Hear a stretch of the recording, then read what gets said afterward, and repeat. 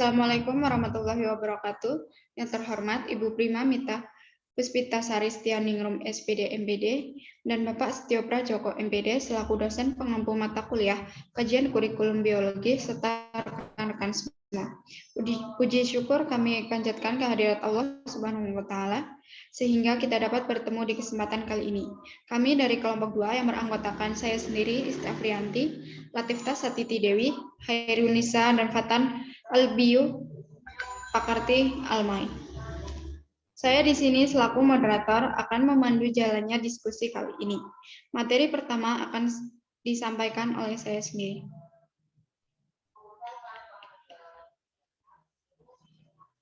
Landasan pengembangan kurikulum mengenai pengembangan kurikulum menurut Oliva tahun 1992 menjelaskan bahwa hal tersebut berkaitan dengan perubahan dan perbaikan pada kurikulum yang meliputi tahap permulaan, penerapan, dan tahap evaluasi. Masih menurut Oliva, peningkatan kurikulum lebih mengacu pada hasil dari pengembangan kurikulum. Selanjutnya yaitu macam-macam landasan pengembangan kurikulum. Yang pertama yaitu landasan filosofis. Menurut Kneller tahun 2000, filosofi adalah upaya berpikir dalam tataran paling umum dengan cara sistematik mengenai semua hal di alam semesta atau mengenai semua realitas. Menurut Kneller juga menyebutkan bahwa filosofi membantu manusia dalam mengorganisasikan gagasannya dan menemukan makna dalam pikiran maupun tindakan. Filosofi menurut Kneller turut melibatkan tentang cara berpikir dan berfilosofi merupakan hal paling penting dalam filosofi. Dalam mengungkapkan segala sesuatu dari sudut filosofi, kita memerlukan alat. Alat ini bisa juga disebut struktur filosofi yang terdiri atas beberapa kategori, yakni metafisis atau ontologi, epistemologi, teologi, dan logika. Menurut Armstrong tahun 2003, masalah berkenaan dengan metafisik atau ontologi berpusat pada seputar kenyataan. Pertanyaan seputar hal ini sifatnya spekulatif dan tidak dapat dijawab dengan teknik pemecahan masalah tradisional seperti halnya metode ilmiah. Armstrong menjelaskan tentang adanya 3 aliran dalam filosofi, yakni idealisme, realisme, dan pragmatisme. Yang pertama, idealisme. Idealisme dibawa oleh pemikirannya dituangkan Plato. Kaum idealis meyakini bahwa kenyataan tidak ditemukan pada apa yang dapat kita rasakan. Bentuk kurikulum yang secara kuat menekankan filosofi, teologi, pengetahuan liberal, ilmu seni biasanya sejalan dengan gaya pikiran kaum idealis. Yang kedua yaitu realisme. Menyatakan bahwa sangatlah penting untuk mempelajari kebenaran dan yang kekal. Tokoh realisme adalah Aristoteles. Pelajaran sekolah seperti ilmu alam dan matematika adalah beberapa pelajaran yang paling ditonjolkan oleh kaum realis. Dan yang ketiga yaitu pragmatisme. Pragmatisme berfokus pada keadaan lingkungan yang terus berubah dan menolak gagasan adanya ilmu pengetahuan yang bersifat kekal. Dalam rangka menyelaraskan pelajaran yang diberikan, dengan ini memperhatikan kemampuan dalam membelajarkan keterampilan berpikir daripada memusingkan tentang pengetahuan apa yang disampaikan. Karena pada dasarnya mereka yang lebih penting adalah keunggulan dalam keterampilan pemecahan masalah, sedangkan ilmu pengetahuan terus berubah sepanjang waktu. Selanjutnya akan dibacakan oleh Mbak Latifta Satiti Dewi. Baik, terima kasih Mbak Isti. Menurut Armstrong, menyatakan bahwa ada beberapa paradigma yang berkaitan langsung dengan dunia pendidikan, yaitu esensialisme, progresivisme, perennialisme, rekonstruktivisme, dan eksistensialisme, dan postmodern. Berikut ini merupakan penjelasan antara paradigma-paradigma tersebut. Ya, yang pertama yaitu esensialisme. Ciri paradigma esensialis adalah pengalihan penerusan warisan budaya leluhur kepada generasi berikutnya. Yang kedua yaitu progresivisme atau pragmatis. Perpandangan bahwa pendidikan adalah pelayanan terhadap kebutuhan siswa atau pembelajar. Kebutuhan dan minat pembelajar merupakan bahan pertimbangan yang utama dalam memberikan layanan pendidikan. Progresivisme juga berpendapat bahwa pendidikan adalah demokrasi dan proses pendidikan berpusat kepada kepentingan si pembelajar itu sendiri. Yang ketiga itu perennialisme. Pandangan bahwa pendidikan adalah pendisiplinan pikiran, pengembangan nalar, serta memberikan atau menyampaikan kebenaran. Bagi perennialis, kebenaran itu tidak berubah dan tidak akan berakhir selamanya. Perennialis menyarankan penekanan kurikulum berdasarkan akademik yang menekankan pada logika, tata bahasa, retorika, dan bahasa modern, menurut Oliva 1992. Yang keempat, rekonstruksivisme. Paradigma ini berlawanan dengan esensialis. Menurut Miller, menjelaskan paradigma ini boleh dibilang sebagai anti kemapanan kalangan yang berparadigma rekonstruksivisme memandang bahwa sekolah harus berdiri dari barisan terdepan untuk terciptanya perubahan sosial yang mendasar. Yang kelima, eksistensialisme. Menurut Armstrong, mengemukakan dalam eksistensialisme tidak ada prinsip atau kebenaran yang bisa diterapkan pada semua orang. Kunci paradigma eksistensialisme adalah kebebasan.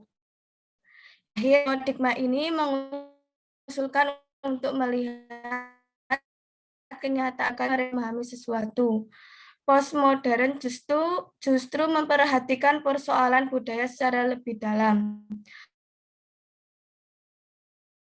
Postmodern memiliki kesamaan dalam kerangka bahwa keduanya memiliki pandangan yang terpusat pada individu dengan berlandaskan yang akhirnya menimbulkan perbedaan cara pandang dalam menyikapi sesuatu. Menurut Armstrong, berikutnya, next. Landasan psikologis. Psikologi adalah ilmu yang mempelajari tingkah laku manusia dalam hubungan dengan lingkungan, sehingga dalam pengembangan kurikulum harus dilandasi oleh psikologi sebagai acuan dalam menentukan apa dan bagaimana perilaku peserta didik itu harus dikembangkan. Landasan psikologi dalam pengembangan kurikulum tujuan pendidikan yang dilakukan dapat menyesuaikan dengan hakikat peserta didik, baik penyesuaian dari segi materi atau bahan yang harus disampaikan, penyesuaian dari segi proses penyampaian atau pembelajarannya, dan penyesuaian dari unsur-unsur upaya pendidikan lainnya. Baik, materi selanjutnya akan dibacakan oleh Mas Fatan. Terima kasih Mbak Tasha. Yang selanjutnya yaitu mengenai kurikulum pendidikan, senantiasa berhubungan dengan kepentingan peserta didik. Landasan psikologi mutlak harus dijadikan dasar dalam upaya pengembangannya. Karena perkembangan yang dialami oleh peserta didik pada umumnya diperoleh melalui proses belajar. Psikologi perkembangan diperlukan terutama dalam menentukan isi kurikulum yang diberikan kepada siswa, baik tingkat kedalaman dan keluasan materi, tingkat kesulitan dan kelayakannya, serta kebermanfaatan materi senantiasa disesuaikan dengan taraf perkembangan peserta didik.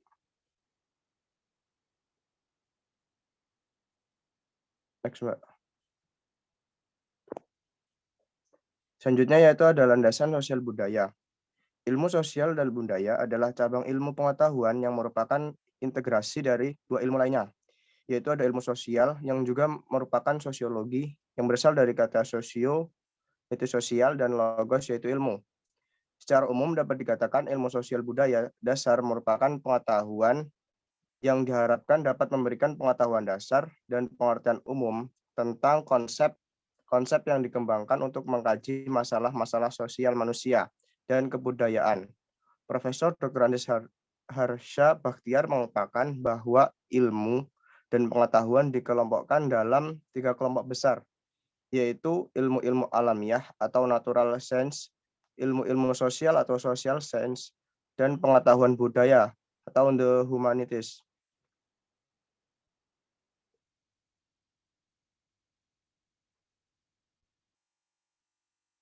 Next, Mbak.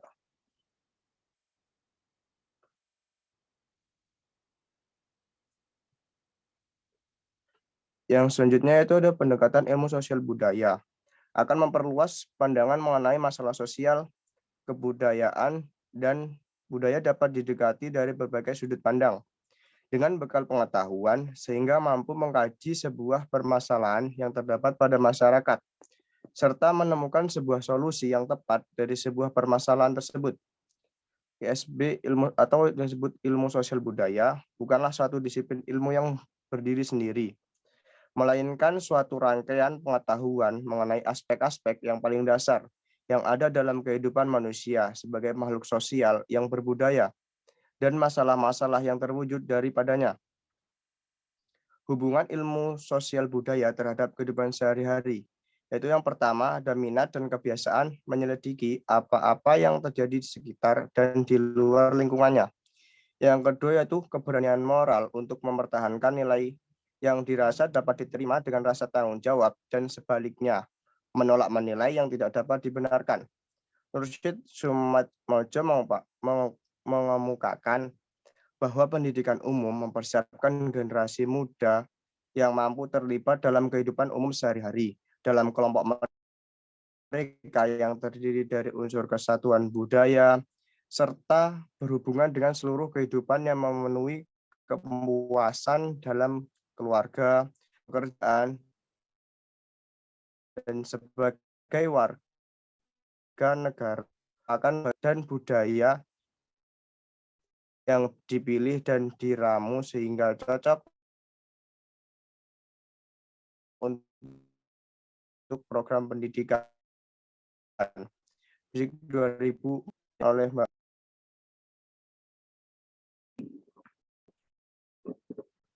Selanjutnya, landasan iptek.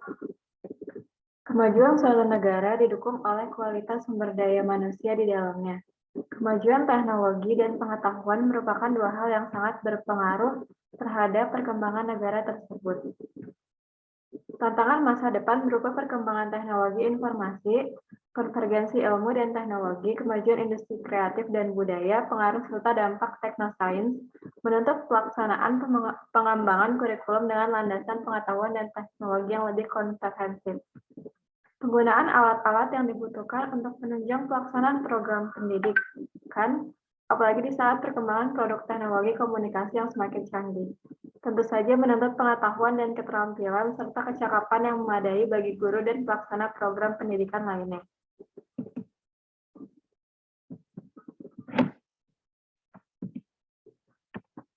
Mengingat pendidikan merupakan upaya menyiapkan siswa menghadapi masa depan dan perubahan masyarakat yang semakin pesat, termasuk di dalamnya perubahan ilmu pengetahuan dan teknologi, maka pengembangan kurikulum haruslah berlandaskan ilmu pengetahuan dan teknologi. Selain itu, perkembangan ilmu pengetahuan dan teknologi juga dimanfaatkan untuk memecahkan masalah pendidikan. Perubahan sosial budaya, perkembangan iptek dalam suatu masyarakat akan mengubah pula kebutuhan yang dipengaruhi oleh kondisi dari masyarakat itu sendiri. Masyarakat kota berbeda dari masyarakat desa. Masyarakat tradisional berbeda dari masyarakat modern. Adanya perbedaan antara masyarakat satu dengan masyarakat lainnya sebagian besar disebabkan oleh kualitas individu-individu yang menjadi anggota masyarakat tersebut. Di sisi lain, kebutuhan masyarakat pada umumnya juga berpengaruh terhadap individu sebagai anggota masyarakat. Oleh karena itu, pengembangan kurikulum yang hanya berdasar pada keterampilan dasar saja tidak akan dapat memenuhi kebutuhan masyarakat modern yang bersifat teknologis dan mengglobal. Pengembangan kurikulum juga harus ditekankan pada pengembangan individu yang mencakup keterkaitannya dengan lingkungan sosial setempat. Lingkungan sosial budaya merupakan sumber daya yang mencakup kebudayaan, ilmu pengetahuan, dan teknologi. Penting memperhatikan faktor kebutuhan masyarakat dalam pengembangan kurikulum. Salah satu ciri masyarakat adalah selalu berkembang. Perkembangan masyarakat dipengaruhi oleh falsafah hidup, nilai-nilai, iptek, dan kebutuhan yang ada dalam masyarakat. Perkembangan masyarakat menuntut tersedianya proses pendidikan yang relevan.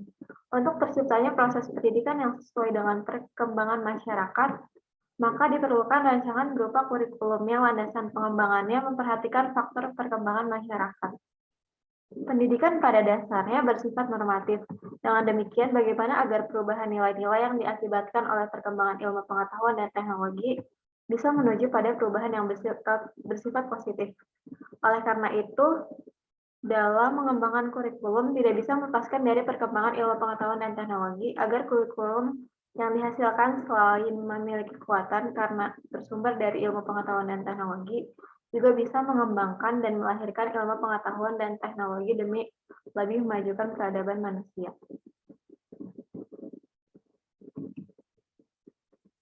Saya kembalikan kepada moderator.